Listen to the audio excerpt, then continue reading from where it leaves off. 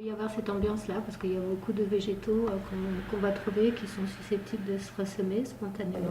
Le périmètre du jardin romain se situerait à peu près dans cette zone-là. On est au bureau d'études des espaces verts et on est avec Valérie qui est chargée d'études et qui travaille sur la composition d'un jardin romain à Orsay. J'imagine plutôt qu'on va y mettre des rochers. Je pense pas. On est une petite équipe avec des profils complètement différents mais complémentaires et on mène différentes études d'architecture du paysage pour végétaliser la ville et les paysages de la cité. On a une partie de l'équipe du bureau d'études qui est consacrée plutôt au dessin, à l'imagination de ce que va être, de ce que vont devenir ces espaces, comme l'aménagement qu'on a fait sur les bords de Vienne. C'est une étude qu'on a menée en interne au bureau d'études. Et ensuite, on a une autre catégorie de personnes qui sont là plus pour lancer des marchés et suivre des travaux. Donc c'est tout ce qui est de l'ordre de la conduite d'opérations de travaux.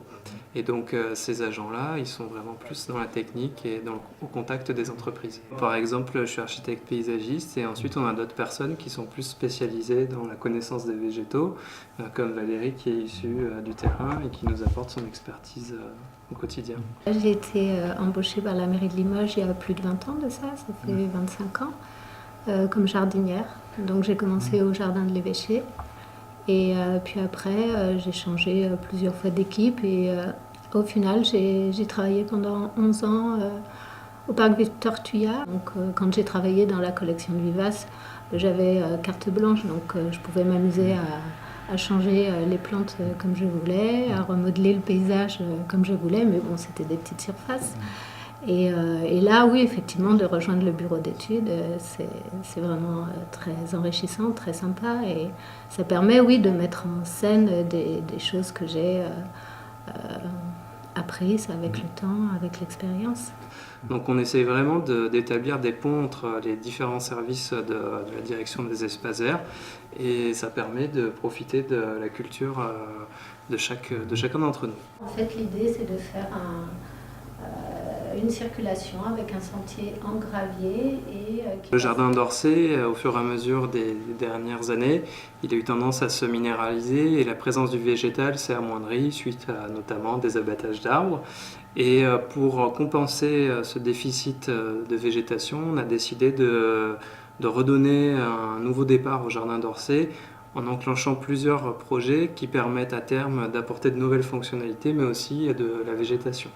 On cherche à témoigner de l'identité de ce site parce que le jardin d'Orsay, il accueillait avant, enfin, c'était pas un jardin, c'était un amphithéâtre gallo-romain.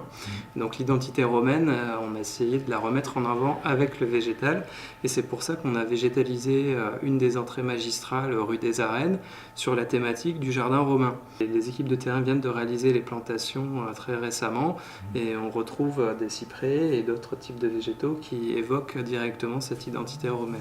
On essaye d'aller de plus en plus vers des jardins où on essaye d'avoir le moins d'entretien possible.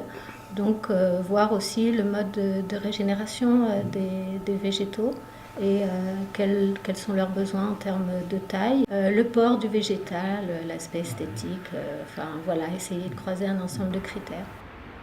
Il y a la structure végétale à composer et à côté de ça, il faut qu'on apporte différentes fonctionnalités qui ne sont pas les mêmes qu'on avait dans le passé. Aujourd'hui, on a des attentes contemporaines et il faut qu'on essaye d'y répondre. Et ces attentes-là, elles vont petit à petit se préciser à travers des aménagements qui vont apporter de nouvelles fonctionnalités que les gens attendent.